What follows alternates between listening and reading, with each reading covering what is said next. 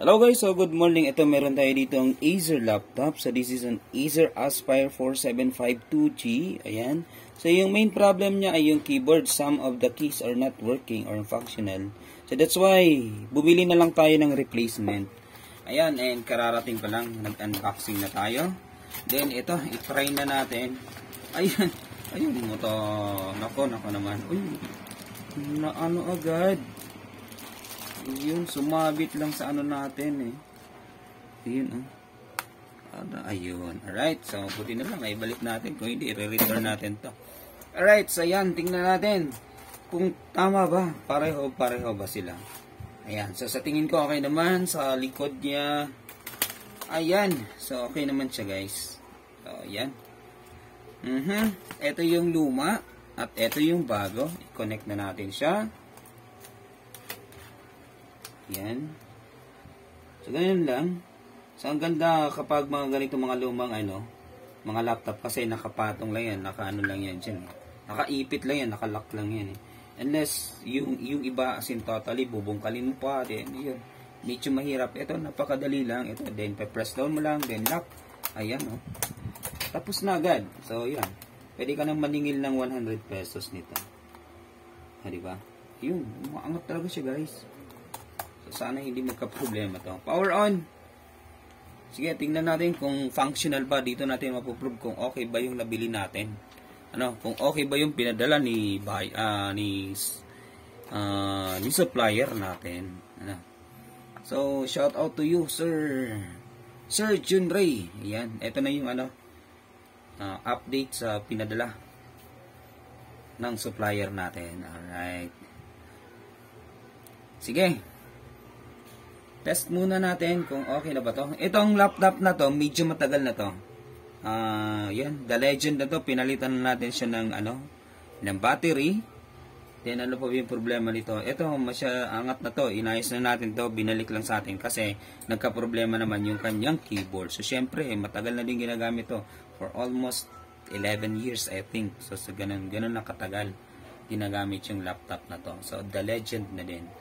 Then, medyo napabilis-bilis na din natin kasi yung ginawa natin, nag-control alt delete tayo, move to task manager, then nag-start up tayo, then we enable we disable those enabled programs na pag nag-open tayo ng laptop or nag-power on tayo, sila yung nauunang mag-load. So, yun yung number 1 nakakapabagal. Then, eto, may antivirus siya, which is 2020 pa. Alright, ayan.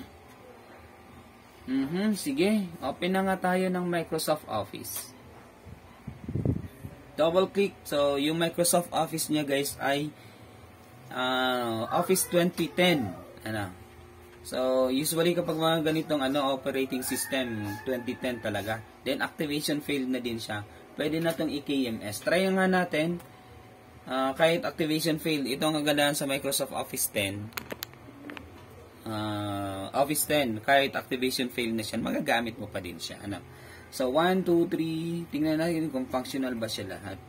So, dapat matest muna natin. Backspace, Q, QWERTY, U, I, O, P, open, close.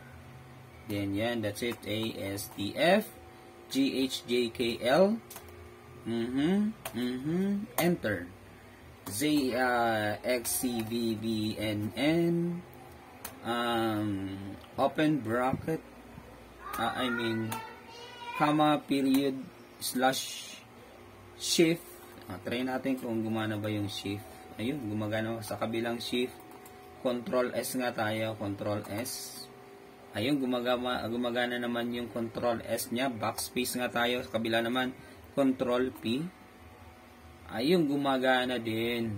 Alright. So, yan. Then, Control S tayo. Tingnan nga natin kung ma-save nga natin to. So, ayun nga guys, na-save nga siya. Yan. So, ganun lang siya. Ganun lang siya kadali magpalit ng keyboard. So, kung sa tingin ninyo yung problema ng laptop nyo or you have the same problem like this na yung ibang key hindi na siya nag-function. So, what you need to do is to inspect the keyboard if it is needed na palitan na siya, so you can order. Meron din naman tayong available niyan sa Shopee at Lazada. Ano po? So mas mura doon, pero those are made in China. Mura nga siya, pero made in China yan. Ano po? Then yun, okay naman siya. Pero sometimes inaabot lang siyang 3 to 5 months. Yun yung ng keyboard na mga galing sa bansang yun, ano po. Yun. So tayo bumibili tayo, nag-order tayo sa yung mga supplier natin, Thailand, Malaysia, Indonesia, so ganun, ano po. So bibihira lang talaga kung no choice na dun. Wala tayong magagawa kasi kung supplier talaga is China, so wala tayong magagawa, sa China talaga yan. Alright, so that's it guys. If you're new to my channel, so please don't forget to subscribe, pa-like na din, pa-comment na din. Kung meron kayong mga katanungan, sasagutin natin yan later on. Then you can also follow me into my Facebook page, Allen Altamarino. Ayan, pa-like na din at pa-follow na din guys. Thank you and good morning.